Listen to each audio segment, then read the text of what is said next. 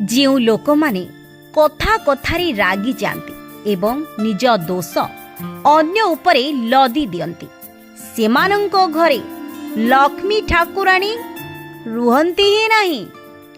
ଯେଉଁ ଘରେ ଲୋକମାନେ ଶାନ୍ତିରେ ରହିଥାନ୍ତି ଏବଂ ପରସ୍ପର ସହିତ ଉତ୍ତମ ସମ୍ପର୍କ ଥାଏ, ସେହି ଘରେ ଲକ୍ଷ୍ମୀ ବାସ କରିଥାନ୍ତି। ଯେଉଁ ଘରେ ପଣ୍ଡିତ, ଜ୍ଞାନୀ ଏବଂ ଗୁରୁଜନମାନଙ୍କର ଅପମାନ ହେଉଥାଏ କିମ୍ବା ଅନାଦର ହେଉଥାଏ, ସେଠାରେ ଲକ୍ଷ୍ମୀ ବାସ କରନ୍ତି ନାହିଁ। ଯେଉଁ ଘରେ ସକାଳେ ସନ୍ଧ୍ୟାବେଳେ ଦୀପ ଜଳାଯାଏ ନାହିଁ, ସେହି ଘରେ ଲକ୍ଷ୍ମୀ ପ୍ରବେଶ କରନ୍ତି ନାହିଁ।